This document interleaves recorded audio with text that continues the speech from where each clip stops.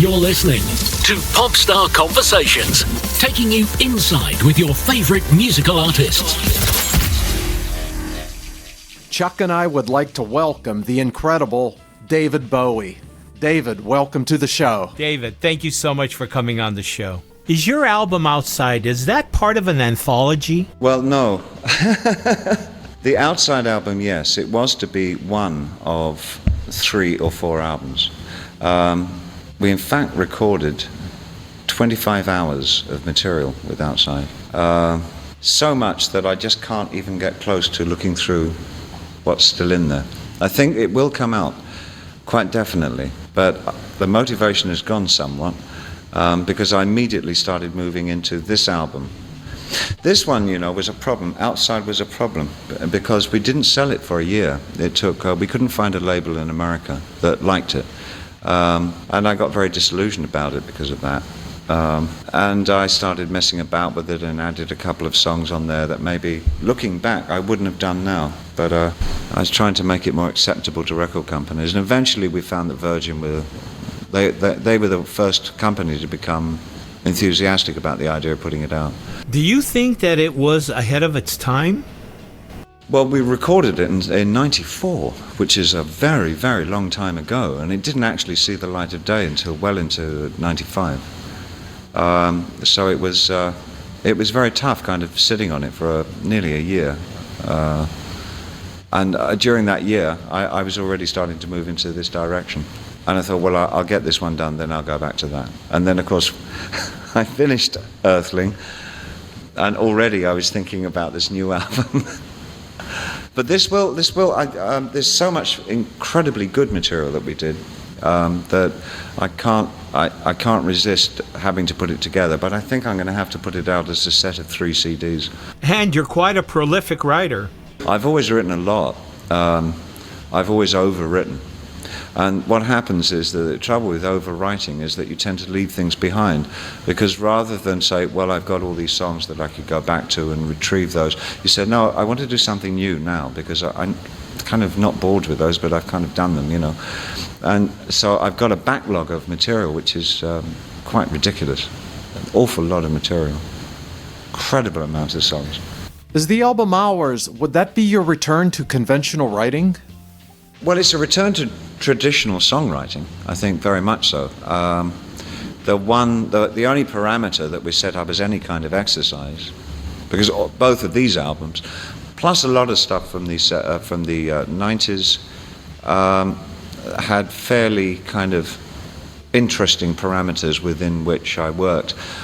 This one was the loosest, in as much the only thing that I did was not listen to anybody else's music for the period of making this album, writing and making it. So it was sort of virtually 8 months only listening to my own material, which was kind of irritating and novel at the same time. I don't need to listen to my songs anymore for quite some time. But what I wanted to do was see what happened when I constructed stuff outside of the studio, before I went into the studio. Because for the last 10 years, like a lot of the 70s, I've written the material within the studios. And it's been a lot more experimental because of that. I wanted something that's much more traditional, crafted, as it was about somebody going to be looking back over their lives. I needed a sense of history to the album as a premise for it. So the structure of the album should have some kind of historic feel if you're going to talk about the last X number of years, Are you pulling together several different musical genres to create this album? Not at all. No, absolutely. Most of the things that I've ever worked with, whether it be soul, like in the Young Americans period, say, or electronica in the late 70s with Eno, or with just regular hard rock, I've never left the kind of the palette or the repertoire of how I work as a writer. I tend to just accumulate more ways of writing, and so there may be periods where I'm investigating a new way of doing something. It doesn't mean that then I never abandon anything that I've done. It's always, you'll find it coming back into work, but subsequently the work tends to be a wider and wider stretch of the kinds of music that I do. But that's sort of how one builds up over one's lifetime, how one builds up a toolbox. I do find that less and less I have to look to the outside for ways of constructing a song or producing an atmosphere, because I seem to have done such a lot in my own sphere now that I'm almost like very self-sufficient in that way. Were you trying to recapture an era of when you recorded your albums, the Berlin Trilogy? Maybe the Berlin era just goes back to me. Maybe it's in me. Well, I learned a lot during the Berlin era of how to write and what writing meant to me and all that. So I think a lot of that carried over. I don't know. Do you know, that was really lucky actually when you say it like that, because what better place to actually construct a traditional song, I guess Bermuda would be. It's a very traditional kind of place. But it is interesting that the sensibility and the subject matter of the song are fairly dark. I must say I didn't find Bermuda intimidating in its familiarity or its cultural normalness. It didn't worry me too much. I guess because I was the sea actually, I find that's quite a dark thing to me, the sea. It's joyous and the sea for me has actually been very important in my life, because I spent such a lot of time on it when I was touring in the 70s, because I went by ship everywhere because I wouldn't fly. So I know the sea quite well as a passenger, not as a crew member. I guess it represents both the unconscious and the conscious, of course. It's mythologically, it's for the Western and the Eastern world represents the depths of one's being, I think. Your albums Outside and Earthling, they were pretty ahead of their time. I think this one, possibly Outside, was fairly prescient. I think it had quite a lot to say about a particular movement in the art world, and I think there's probably, it anticipated, because do remember it was done in '94. It anticipated films like Seven, which in fact used one of the songs from here. It anticipated a whole movement regarding what we are doing to art and how we're relating our bodies to being subject matter for art. Whatever, it had quite a lot to say about that. So I think in its subject matter alone, it had a lot to say. This for me was an interesting experiment. Also, I found it very performable. I was surprised at how well it performed on stage. It really, some of the songs on here working. You never know until you go on a stage how songs are going to work on stage at all. Really don't. Even if you think you've got something the audience is going to absolutely adore, they can just absolutely ignore it. And they want something that you think, but that's really ordinaire, And this one was surprisingly popular, the songs from this for stage. Is your album Hours, is that self-reflective? Because again, it's nothing that I'd ever attempted before. And I actually have the luxury of being the age that you need to be to write an album like this. It would be quite probably a more interesting take on it will be to hear this kind of album produced by a 20-year-old. Writing as a 50-year-old would be an interesting exercise, I think. With the assumptions and presumptions of being 20 to second guess what it must feel like to be 50. It seems to me that in your 40s that your creativity really started to expand. Sure, but I went back to painting and sculpting in that period. And I started seriously trying to write for the theatre. Nothing that I ever show publicly, but I attempted 2 plays that were stimulating to write. It was the process was very interesting, but I never ventured much further into actually ever trying to get them produced or anything. But my time was occupied very much more in a reclusive fashion. I worked very hard, but I worked just purely for myself, while I kind of debated what it was that I actually wanted out of being an artist, and it took some time and the stimulation of working with Tim Machine to actually convince me what it was and how I wanted to proceed. This is how you steer through life.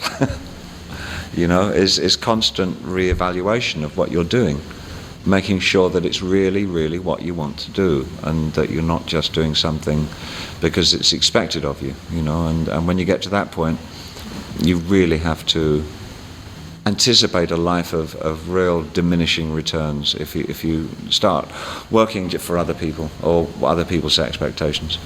What period were you referring to?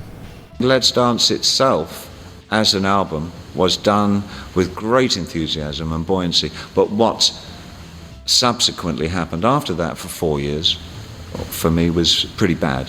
It was the worst, artistically, for me. It was it was like a hole in my way of working. It was 84, 85, 86 and 87. Those 4 years were, I could quite happily just never have to live through those again.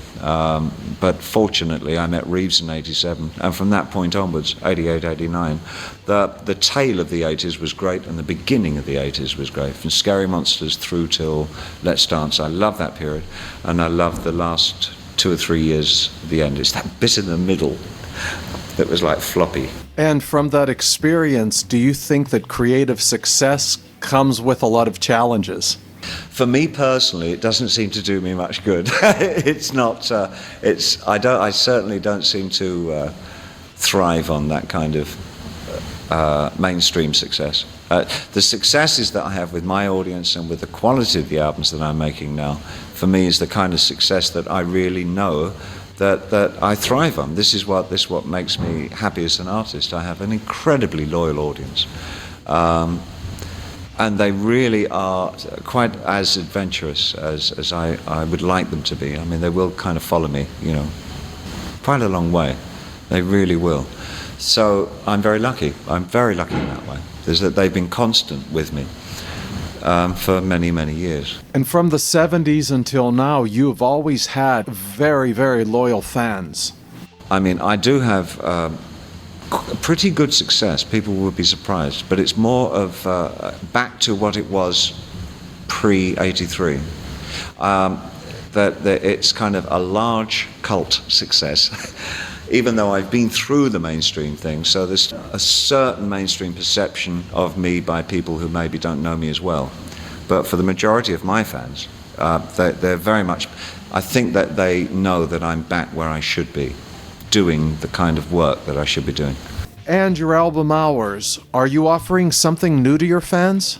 The only area on here that was really new to me were the 3 pieces that had a jungle drum beat. The rest of it was areas pretty much that were pretty much mine. I mean, 7 Years in Tibet, or some of the more techno things, you can find pretty strongly from Low through Scary Monsters. You'll find stuff that Breaking Glass is not so very different from Tibet in terms of the sensibility of it and the hard percussion. And much is made of the fact that it was drum and bass, but there are only 3 tracks on it that are drum and bass. Did you ever really feel that you were part of the Hollywood community? I really embrace the area of it that I've chosen, which is very much. I'm really not part of the. I don't. Hollywood doesn't exist for me. The Grammy Rock and Roll Hall of Fame aspects of the music business are not something that I embrace at all. My friends are generally not in the music business. Most of them are here downtown, and a bit further down actually, below 14th Street, as the tradition goes. And there tend to be far more in the worlds of the other art forms, either painters or writers. There are some musicians, of course, but it's not. I don't live in a rock and roll world because I never felt that comfortable being in a rock world. I like something a little more fluid than that, something that embraced a wider spectrum, something that wasn't quite so sexist and misogynist, something that was a little more. Had a degree of humanity about it. With all the success that you've had, do you think that time and age is relevant? I think it's not so much for me, no, personally, no, not at all. In fact, I embrace it thoroughly. There are aspects of of experience and the realization of how insurmountable and addictive the idea of an ambition can be if it becomes the central part of one's life, you know. So working through all those kinds of things, and of course having a wonderful relationship helps just a little bit. I think there's a certain buoyancy that you can develop as you get older if you are not terrified with the consequences of having lived. That if you are capable of absorbing the information that it's a finite life and a finite existence, and that you have fewer years to live than you have lived. And I think if you are really honest with that reality, I think you can have a kind of a freedom spiritually and emotionally that you don't have when you're young. And it's a kind of a knowledge that you cannot possibly entertain when you're young. You cannot entertain the real magnificence and inevitability of the short span of years that we spend on the earth. It seems to me that it's all about life experiences. You really live the process of living and dying as you get older. You recognize the aspects of dying a lot more clearly than you do. You have a romantic, probably Baudelairean idea of what death is when you're in your 20s, but when you reach a certain age, like in your 50s, you start to understand the reality of what dying is. And I think that's an important thing to absorb and embrace. And then I think you have a real freedom. And I have to mention your acting career. Between your film roles and television roles, you've done quite a lot. I mean, Labyrinth is, I think, one of the most highly bought long-term children's films of all time. I mean, it's unbelievable that it is so popular. I would not have believed it at the time that it could be this popular. And it still provides this incredible, I still get little kids who've just been introduced to it, brought up to me, say, my kid's seen you in Labyrinth, you know, it's, my God, is that still around? Oh my goodness, we get it we have to keep renting it again and all. It's incredible. And then something like Last Temptation of Christ, like nobody's ever seen it. Which was one of my favorite working periods. I mean, the honor of working with Scorsese was like just fantastic. We know you've had a lot of success, but your life with your wife Iman, has that completed your life? I don't think we could be better matched. I mean, we're completely, totally in love with each other, and have been for 10 years now. It's the most fabulous relationship that I've ever had, and I don't foresee it changing. We're very, very happy. I couldn't wish for anything better. My life is really, I'm a very, very lucky guy. I'm a very, very lucky man. I really am. David, this has been brilliant. Thank you very much for coming on the show. My pleasure. David, it's been an incredible pleasure. Thank you so much. Thank you again for listening to Popstar Conversations. Be sure to click the subscribe button below and hit the red bell so that you'll be notified of our next exclusive interview. Thank you for listening to Popstar Conversations. Please join us again for another conversation with your favorite musical artist.